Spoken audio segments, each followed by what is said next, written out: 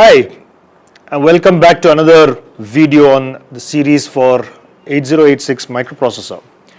In our last video we spoke about how to interface memory devices to a microprocessor, and this time I thought we should discuss how input-output ports could be interfaced to the 8086. So let's look at how one could really access an input-output port as far as the 8086 is concerned, right? So if you look at this, there are memory devices, and we've discussed this in the past. The memory devices are really connected to the processor through data buses, and of course they have control and address lines that come into the memory device. Similarly, you could have an input device, and the input device would have a data bus that goes into the processor. It will for sure have address lines because you need to address that input device, something like a keyboard, and of course the input device needs control signals. Similarly, you could have an output device, and the output device gets data from the processor. So it's the other way around. The input device gives data into the processor, the output device gets data from the processor. It also has control lines and it has address lines. And the processor really doesn't care whether these are memory devices or I/O devices. As long as the processor gives or gets data at the time that it needs it, it's really just another source of information for the processor. But there are various techniques for accessing such I/O devices. The first one is called a memory mapped I/O. So what does a memory mapped I/O mean? All of us by now ought to know about the 1 megabyte of memory space that the 8086 can access. You of course connect the data and address bus to this memory space. In the memory space, you have specific regions like the absolute low end of memory starting at 00, which must have memory to manage the interrupt vector table, and absolutely top end of the memory space at 0FFFF hex, at which the processor starts executing instructions when it gets a reset. That must have physical memory. Anywhere else in that 1 megabyte space, it could be memory located at whichever address you choose to place it. For a memory mapped I/O, in addition to these physical memory devices, you also have the I/O devices, and they are also placed in the same memory space, in the same 00 to FFFF hex. Now, as far as the processor is concerned, what it means is that to access these I/O devices, the input-output or I/O input-output device, all it needs to do is use the same set of instructions, which is the MOV instruction, that it would use with a normal memory device. So what you have done as a designer is told the processor, you know what, some of my devices are memory and some of them are input-output ports, but as far as you are concerned, everything is memory. And please use the MOV instruction to access inputs from input devices or to write outputs to the output device. This is called memory mapped I/O. Let's contrast this with the I/O mapped I/O. In this case, what happens is you have a memory space which is 1 megabyte. In addition, you have another 64 kilobytes of input-output space. There's a separate address map completely different from the memory address map. And the data bus is still the same, so because the processor of course has just got one data bus. So both the data buses of the memory devices and the I/O devices are connected to each other. The address lines are the same.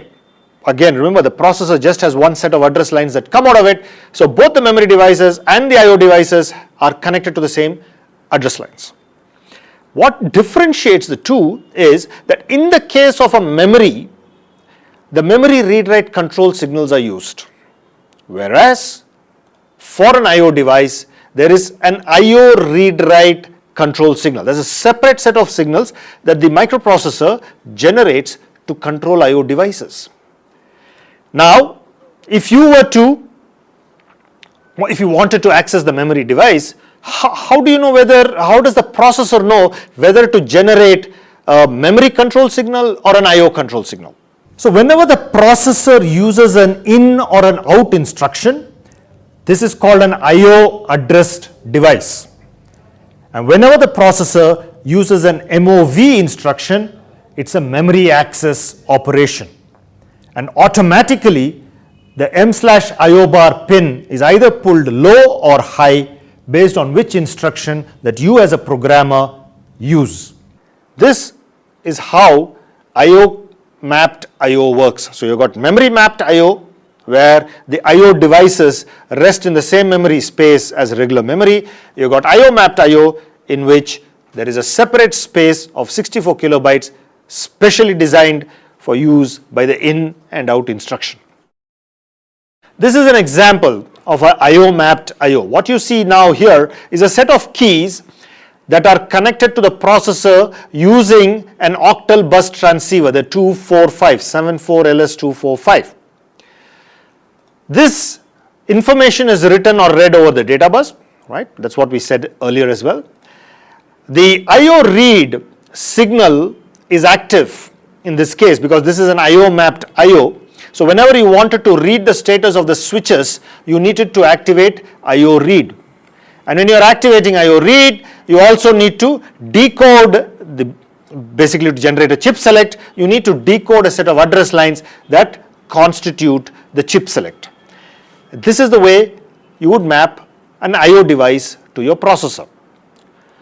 If you now wanted to add an LCD display to this, for example, so what did we say? We said there are a set of switches, which is connected through the octal bus transceiver, and a combination of address lines and I/O read lines tells the processor when the information is to be read whenever the information is to be read from the switches, and that information is available on the data bus. In addition to this, you have the LCD displays. So this is now an output device. Remember, the switch was an input to the processor, and LCD display is an output from the processor. So the output device is enabled by a decoder which converts BCD to 7-segment display. Right? So BCD is just binary coded decimal. That gets converted to a 7-segment display by the BCD to 7-segment display decoder. This is enabled by the address lines PA0 to PA3, and in addition you have to use a latch using the IOW, the input output write signal, to enable a latch that latches the data that will be used to be displayed on the LCD display or the LED display. This is an example of both an input, which is the switches, and an output, which is the LCD display, being connected to a processor in the I/O mapped region using I/O read or I/O write. So till now we've been discussing the basics of I/O mapped I/O and memory mapped I/O. I've shared with you a couple of examples.